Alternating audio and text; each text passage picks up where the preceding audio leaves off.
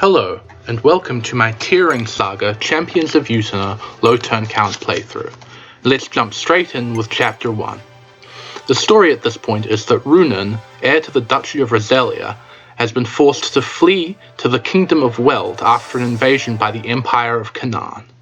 Runan is our first main lord, and he's not the greatest unit of all, but we are going to try and give him as many kills as possible, because he does have to see some combat later on, and more stats on him are helpful for reliability. He's helped in this by his rapier, a weapon exclusive to him that deals effective damage to armored and cavalry enemies. The first thing I'm going to do, once I finish messing around with settings, is send Runan into the blue-roofed house, where he will learn the Seafarer skill. In this game, each map has a terrain type, and there are a range of skills that grant plus 10 hit and avoid and plus 1 movement if the skill type matches the map type. So Runan is going to get a little bit better on some future maps with the river or sea types. Next, Arcus is going to pick up a special iron sword. If you're familiar with Fire Emblem 4, you'll know that that game keeps track of the number of kills each weapon gets, and this game has a similar system, where once you reach 51 kills, the weapon gains an extra +1 critical, and then a further +1 critical for each kill gained after that. This iron sword already has 51 kills on it, which means it's going to start with that +1 critical, and soon gain a significant amount of critical on it. Runan is now going to pick up another important item, a Miracle Charm. This item is exclusive to this game, and what it does is it allows the unit to survive a would-be fatal hit, taking no damage in the process. This, as you can imagine, becomes very important later in the game, where durability is more of a concern.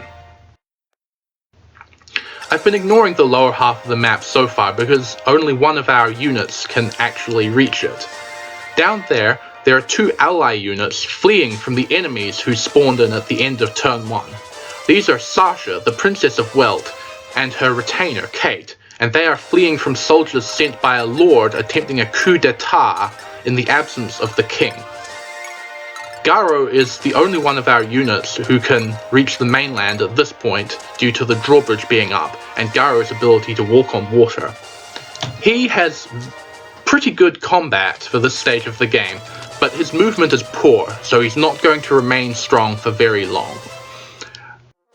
The drawbridge being down gives him a chance to reach combat before anyone else in this map, so he's useful here. The drawbridge finally lowers at the start of turn 5. And once it does, Runan immediately go down and recruit Sasha and Kate by talking to Sasha. This allows Kate to remove the Cavalier who attacked her last turn and lets Garo reach the bulk of the enemies. The goal of this map is to kill all of the enemies, and Garo is by far the best at doing that, due to his high combat stats and access to 1-2 range. So now let's talk about the other units a bit. Arcus and Chryse are the traditional Fire Emblem red and green Cavaliers. Their stats are okay for this point in the game, but they quickly fall off due to not having all that many opportunities to gain experience points. However, while their stats last, they are some of our better units due to their high movement. Sasha is one of the better units in the game on an ordinary run. She starts out weak, but at level 10 she can learn the Paragon skill, and she can also promote into a Pegasus Knight. Unfortunately, due to the Pegasus Flute costing turns in a full recruitment run, I'm not going to be picking it up, and Sasha is going to remain terrible for the entire run. Kate is a little bit better. Her base stats allow her to pick up several one-round KOs early on, although because she isn't mounted, she too will fall off. The strategy for defeating this boss is to hit him hard with Garo, who is capable of doubling him. However, Garo only 3-hit KOs the boss, so, barring some luck with critical hits, the boss will still be alive on the subsequent enemy phase. That means we have to finish him off on enemy phase, to which end we make sure he can only attack Garo, Runan using his rapier, or Kate using the S-Stock, a weapon that is also effective against armored units.